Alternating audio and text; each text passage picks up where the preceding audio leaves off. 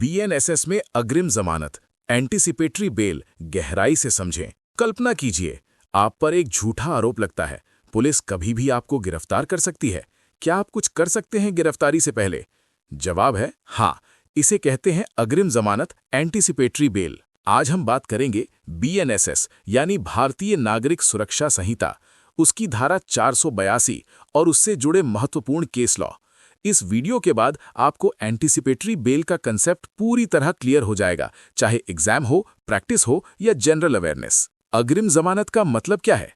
Anticipatory यानी पहले से अंदेशा, बेल यानी जमानत। मतलब जब आपको लगे कि आपको गिरफ्तार किया जा सकता है, आप पहले ही कोर्ट से प्रोटेक्शन ले सकते हैं ताकि गिरफ्तारी होते ही आप तुरंत रिहा हो जाएं। बीएनएसएस में एंटीसिपेटरी बेल का प्रावधान है धारा 482 बीएनएसएस। ये धारा आपको अधिकार देती है कि आप सेशन कोर्ट या हाई कोर्ट में जाकर अग्रिम जमानत के लिए आवेदन कर सकते हैं। ये कानून क्यों बना? ताकि झूठे मामलों में लोगों को परेशान न किया जाए, ताकि व्यक्ति की स्वतंत्रता सुरक्षित रहे।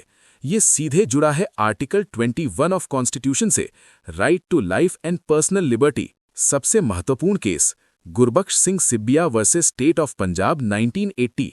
सुप्रीम कोर्ट ने कहा एंटीसिपेटरी बेल एक एक्स्ट्रा ऑर्डिनरी रेमेडी है, इसे रिस्ट्रिक्ट नहीं किया जा सकता रिजिड रूल से। हर केस के फैक्ट्स के अनुसार फैसला होगा, यानी कोर्ट को फ्लेक्सिबिलिटी दी गई है। दूसरा महत्वपूर्ण case Siddharam Satlingappa Mhetre versus state of Maharashtra 2010। Court ने कहा अरेस्ट लास्ट ऑप्शन होना चाहिए, पर्सनल लिबर्टी को प्रायोरिटी दी जानी चाहिए, यानी पहले अरेस्ट नहीं, पहले प्रोटेक्शन। आप एंटीसिपेटरी बेल कब ले सकते हैं? नॉन बेलेबल ऑफेंस हो, अरेस्ट का रीजनेबल फियर हो, फॉल्स इम्प्लीकेशन की संभावना हो। इंपॉर्टेंट, सिर्फ डर नहीं, रीजनेबल एप्रीहेंशन होना चाहिए। कोर्ट किन फैक्टर्स को देखता है? आरोप की नेचर और सीरियसनेस, एप्लीकेंट का क्रिमिनल रिकॉर्ड, एविडेंस टेम्पर करने की संभावना, विटनेसेस को इन्फ्लुएंस करने का खतरा, एप्लीकेंट भाग सकता है या नहीं। ये सब डिसाइड करते हैं कि बेल मिलेगी या नहीं। Case law Arnesh Kumar versus state of Bihar 2014। Court ने कहा हर केस में अरेस्ट जरूरी नहीं, पुलिस को जस्टिफाई करना होगा अरेस्ट। इससे एंटीसिपेटरी बेल का महत्व और बढ़ गया। कोर्ट किन शर्तों के साथ बेल देता है?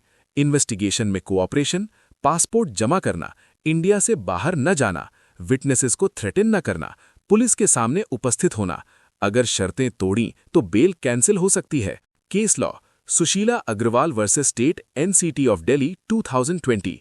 Historic judgement anticipatory bail time bound नहीं है, ये ट्रायल के अंत तक चल सकती है। पहले कंफ्यूजन था, अब क्लियर है। पहले ये प्रोविजन था सेक्शन 438 सीआरपीसी, अब बीएनएसएस में सेक्शन 482 बीएनएसएस।